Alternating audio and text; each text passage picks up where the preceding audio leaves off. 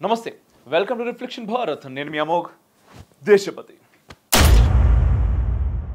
యుద్ధమేఘాలు కమ్ముకుంటున్నాయి ఇరు దేశాల మధ్య ఉద్రిక్తత పాలు పెరుగుతోంది పాకిస్తాన్లో ఉగ్రవాద సంస్థల నేతలు తాహతుకు మించిన హెచ్చరికలు చేస్తున్నారు యుద్ధానికి సిద్ధమంటూ మేకపోతు గాంభీర్యం ప్రదర్శిస్తున్నారు లష్కర్-ఏ-తోయిబా చీఫ్ హఫీజ్ సయీద్ ఏకంగా ప్రధాని నరేంద్ర మోదీకి వార్నింగ్ ఇచ్చిండు పాకిస్తాన్కు నదీ జలాలు నిలిపివేస్తే తాము ఊపిరి తీస్తామంటూ హెచ్చరిక జారీ చేసిండు మోదీ నీ నాలుక తెగ్గొస్తానన్నాడు హిందువుల రక్త నదులు పారుతాయంటూ విషం కక్కిండు తాను ఖాళీగా కూర్చోనని చాలా పెద్ద యుద్ధానికి దిగుతానంటూ తన కుట్రలను బయటపెట్టాడు ఇదే క్రమంలో కాశ్మీర్ విషయంలో తమ వైఖరి మారబోదంటూ పాకిస్తాన్ మరోసారి తన వైఖరిని స్పష్టం చేసింది మరోవైపు భారత్ పారామిలిటరీ బలగాలకు సెలవులను రద్దు చేసింది ఇప్పటికే సెలవుల్లో ఉన్న వారికి హుటాహుటిన విధుల్లో చేరాలని ఆదేశాలు జారీ చేసింది అన్ని సైనిక విభాగాల్లో ప్రత్యేక సమావేశాల నిర్వహణ మొదలైంది పహల్గాం దాడి తర్వాత అరేబియా సముద్రంలో అలజడి మొదలైంది క్షిపణి పరీక్షకు పాక్ నోటం జారీ చేసింది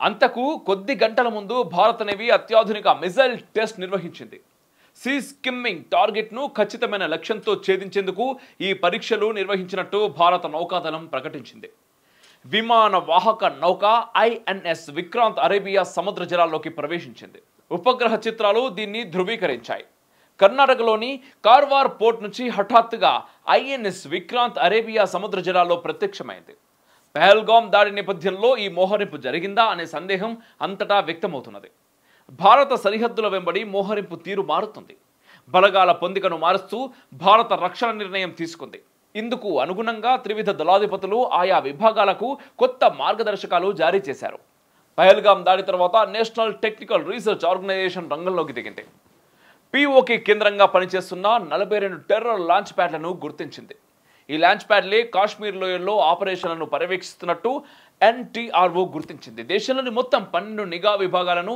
భారత ప్రభుత్వం అప్రమత్తం చేసింది యూరి పఠాన్కోట్ పుల్వామా తాజాగా పహల్గాం దాడులను నిఘా విభాగాలు రక్షణ శాఖలు పూర్తి స్థాయిలో అధ్యయనం చేస్తున్నాయి పహల్గాం దాడి దీర్ఘకాలిక వ్యూహమనే ప్రచారం నేపథ్యంలో ప్రభుత్వం దృష్టి కేంద్రీకరించి ఘటన పూర్వపరాలు సేకరిస్తోంది ఎకనామిక్ టైమ్స్ పత్రిక పాక్ లాంగ్ టర్మ్ ఎజెండాపై ప్రత్యేక కథనమే ప్రచురించింది పాకిస్తాన్ను నియంత్రించడానికి పీఓజేకేను స్వాధీనం చేసుకోవడం అనే పరిష్కారం అంతగా ఫలితమివ్వదని అంతకంటే 1971 తరహాలో యుద్ధ నీతిలో పాకిస్తాన్ను నియంత్రించడం మేలనే వాదనలు నిపుణుల నుంచి వస్తున్నాయి 1971లో జరిగిన భారత్ పాక్ యుద్ధ సమయంలో మన దేశం అనుసరించిన వ్యూహానికి పాకిస్తాన్కు దిక్కుతోచనే పరిస్థితి ఏర్పడింది ఊహించని చోట ఎదురు దెబ్బ తీయడంతో యుద్ధంలో పాకిస్తాన్ ఘోర ఓటమిని చవిచూసింది 1971లో భారత సైన్యం త్రిశూల వ్యూహాన్ని అనుసరించి దాయాది దేశాన్ని చావు దెబ్బతీసింది ఒకవేళ యుద్ధమే వస్తే పాకిస్తాన్ ఊహించని రీతిలో రణరీతిని ప్రదర్శించాలనేది నిపుణుల అభిప్రాయం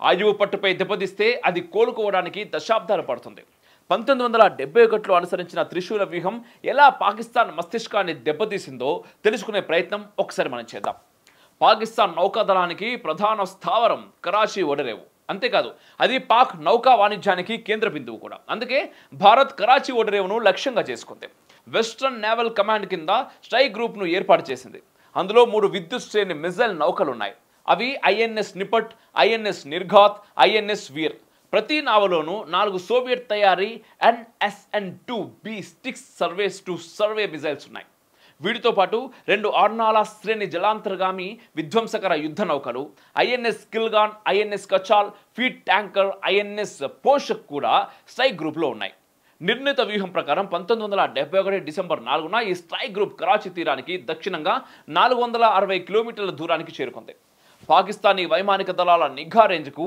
ఆవల ఉండే ప్రదేశం అది పాకిస్తానీ వైమానిక దళానికి రాత్రిపూట దాడులు చేసే సామర్థ్యం లేకపోవడంతో చీకటి పడ్డాక మొదలుపెట్టి తెల్లవారేలోపు దాడి చేయాలి అనే ప్రణాళిక ప్రకారం పగలంతా అక్కడే మకాం వేసింది డిసెంబర్ 4వ తేదీన రాత్రి 10:30 భారత నౌకాదళ దాడి బృందం కరాచీ రేవుకు సమీపానికి చేరుకుంది మన నౌకలకు వాయువ్య ఈశాన్య దిశల్లో పాక్ యుద్ధ నౌకలు ఉన్నట్టు మన వాళ్ళు గుర్తించారు వాయువ్య దిశగా కదిలిన ఐఎన్ఎస్ నిర్ఘాత్ నౌక పాకిస్తాన్కు చెందిన బ్యాటిల్ క్లాస్ డిస్ట్రాయర్ పిఎన్ఎస్ ఖైబర్ను లక్ష్యంగా చేసుకుని 2 క్షిపణులు ప్రయోగించి దాన్ని ముంచేసింది ఆ నౌకలోని 222 మంది నీట మునిగారు మరోవైపు ఐఎన్ఎస్ నిపట్ వీనస్ ఛాలెంజర్ అనే రవాణా నౌకపై దానికి రక్షణగా ఉన్న C class destroyer PNS Shahjahan పై దాడి చేసింది ఛాలెంజర్ జలసమాధి కాగా షాజహాన్ బాగా దెబ్బతింది ఖైబర్ నౌక పంపిన అత్యవసర సంకేతాలు అందుకొని ఆ దిశగా వచ్చిన పాకిస్తానీ మైండ్ స్వీపర్ పిఎన్ఎస్ మహాఫిజ్ను మన ఐఎన్ఎస్ వీర్ క్షిపణి ప్రయోగం చేసి నీటముంచింది. 33 మంది సిబ్బంది జల సమాధి అయ్యారు. ఇక కరాచీ రేవు దిశగా ముందుకు సాగిన ఐఎన్ఎస్ నిపట్ పోర్ట్లోని ఆయిల్ స్టోరేజ్ ట్యాంకులపై క్షిపణి దాడులు చేసింది. అవి పూర్తిగా తగలబడిపోయాయి. దుస్సాహసంతో తొలుత దాడికి దిగిన పాకిస్తాన్కు భారత సేనలు తగిన విధంగా బుద్ధి చెప్పాయి. గడిచిన యుద్ధాల నుంచి పాకిస్తాన్ ఎప్పుడు గుణపాఠాలు నేర్చుకోదు. కుక్కతోక వంకర తరహాలో మళ్లీ కురువితో తలగొక్కుంటది. 1999లో మరోసారి చొరబాట్లను ప్రోత్సహించి యుద్ధాన్ని కొని తెచ్చుకుంది. అప్పుడు కూడా భారత్ ధీటుగా బదిలిచ్చింది. కార్గిల్ యుద్ధం తర్వాత వాజ్పేయి ప్రభుత్వం ఏర్పాటు చేసిన కె సుబ్రహ్మణ్యం నేతృత్వంలోని కార్గిల్ రివ్యూ కమిటీ సైతం తన సూచనల్లో చొరబాట్లను నియంత్రించే అత్యాధునిక సాంకేతిక నిఘా విభాగాన్ని ఏర్పాటు చేయాలని సూచించింది. ఆ తర్వాత చాలా ఆలస్యంగా ఎన్టీఆర్ఓని ఏర్పాటు చేసింది. దానికి తగిన సిబ్బందిని నిధులను కేటాయించలేదు. మోదీ ప్రభుత్వం అధికార పగ్గాలు చేపట్టిన తర్వాత ఎన్టీఆర్ఓని పటిష్టం చేసింది. పహల్గామ్ తర్వాత రంగంలోకి దిగిన ఎన్టీఆర్ఓ ఉగ్రవాదుల ఆనవాళ్ల కోసం వేట మొదలుపెట్టింది. పహల్గామ్ దాడి కేవలం ఒకానొక ఉగ్రదాడి కాదు, దీని వెనుక దీర్ఘకాలిక ప్రణాళికలున్నాయి.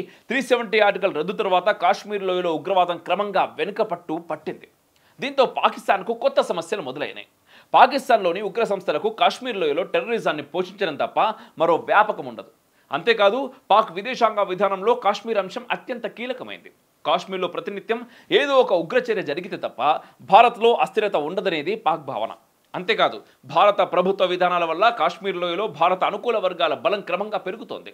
అభివృద్ధి, సంక్షేమం అనే 2 విధానాల వల్ల కాశ్మీర్ లోయల్లో జనాభిప్రాయం మారుతున్నది. స్థానికేతరుల సంఖ్య క్రమంగా పెరుగుతుంది. ఇది డెమోక్రటిక్ చేంజ్కు దారితీస్తుందని ఉగ్రదేశం భయపడుతోంది. అందుకే పుల్వామా, పహల్గామ్ లాంటి ఘటనల సంఖ్యను పెంచితే మళ్లీ జనం ఉగ్రశక్తుల బలానికి తలొగ్గుతారని పాకిస్తాన్ భావిస్తుంది. అందుకే పహల్గామ్ ఘటనను అత్యంత పగడ్బందీగా ప్లాన్ చేసింది. సాధారణ ఉగ్రచర్యగా పహల్గామ్ను భావించలేం. అందుకే భారత ప్రభుత్వం చారిత్రక సింధు నది జలాల ఒప్పందాన్ని రద్దు చేసింది. పరిస్థితులు రోజురోజుకు చేయి దాటుతున్న దశలో యుద్ధం ముంచుకొచ్చినా ఆశ్చర్యం లేదంటున్నారు నిపుణులు. దీనిపైన మీ అభిప్రాయాలు కూడా తప్పకుండా మనకు కావాలి. చూశారు కదా, అసలు ఏం జరుగుతుంది, ఏం చేశారు, ఎందుకు చేశారు? ఆర్టికల్ 370 రద్దు ఒకసారి అయిపోయిన తర్వాత మిగిలిన జనాలు అంటే భారతదేశంలో ఉన్నటువంటి వివిధ ప్రదేశాల్లో ఉన్నటువంటి వ్యక్తులు కాశ్మీర్లోని భూములు కొనుక్కోవచ్చు, అక్కడ వ్యాపారాలు చేయవచ్చు. ఇక్కడ నుంచి అక్కడ ఒక టూరిజంని డెవలప్ చేస్తున్నారు. బయట జనాలు అక్కడికి వస్తున్నారు. ఎప్పుడైతే బయట జనాలు వస్తున్నారో అక్కడ ముస్లింల జనాభా సంఖ్యతో పాటు మిగిలిన జనాల సంఖ్య కూడా పెరుగుతుంది, హిందువుల సంఖ్య కూడా పెరుగుతుంది. ఎప్పుడైతే హిందువుల సంఖ్య కాశ్మీర్లో పెరుగుతుందో టెర్రరిజానికి అక్కడ దిక్కుండదు. ఎందుకంటే ఎవరు సపోర్ట్ చేయరు అనే భయం వాళ్ళ లోపల నెలకొని బయట నుంచి వస్తున్నటువంటి మిగిలిన వాళ్ళందరినీ కూడా ఆపేయాలి అనేటువంటి ఉద్దేశంతో ఇటువంటి దుశ్చర్యకు పాల్పడారు. అంటే ఏదో 1-2 రోజుల్లో జరిగింది కాదు ఇది.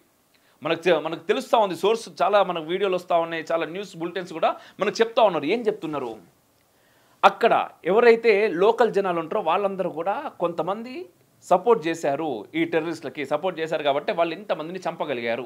కొంతమంది పారిపోవడానికి ప్రయత్నించినా కూడా లేదు మీరు పారిపోవద్దు, ఇక్కడే ఉండండి, పక్కన ఏదో కాలేజీలో ఏదో సంబరాలు జరుగుతున్నాయి, దానికి సంబంధించినటువంటి ధ్వని అది అని చెప్పి అక్కడే కొంతమందిని ఉంచడం జరిగింది.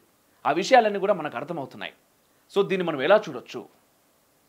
ఇప్పుడు పాకిస్తాన్ స్టిల్ ఇప్పటికీ మనం ఆలోచించకుండా నిజంగా యుద్ధం గురించి ఆలోచిస్తే ఒక రకంగా భయం అవుతుంటుంది. ఎందుకంటే చాలామంది ప్రాణాలు మన కోసం పోవాల్సి వస్తుందా అనేటటువంటి ఒక చిన్న భయం ఖచ్చితంగా ఉంటుంది. కాకపోతే భయం అంటే ఏంటో తెలిపాల్సినటువంటి అవసరం ఇప్పుడు ఉన్నది. At the same time PoK గురించి మనం ఎన్నో రోజులుగా అనుకుంటున్నాం. నాకు తెలిసి ఇదంతా ఆ పీఓకేని మన స్వాధీనం చేసుకోవడానికి జరుగుతుందేమో అని కూడా నాకు అనిపిస్తుంది. సో మీ అభిప్రాయాలు కూడా తప్పకుండా కామెంట్ల రూపంలో తెలియజేయండి. At the same time reflection pro ఛానల్ని ఇంకా సబ్స్క్రైబ్ చేసుకోకపోతే దయచేసి సబ్స్క్రైబ్ చేసుకోండి. అండ్ కామెంట్ల రూపంలో మీ విషయాలు తెలియజేయడం. At the same time like కొట్టుర్రి. ఎందుకంటే ఒక యూట్యూబ్కి ఒక అల్గారిథం ఉంటుంది తప్ప దీనిలో కామెంట్స్, లైక్స్ మనం ఎక్కువగా వచ్చినప్పుడు యూట్యూబ్ అనేది వీడియోని పుష్ చేస్తూ ఉంటుంది.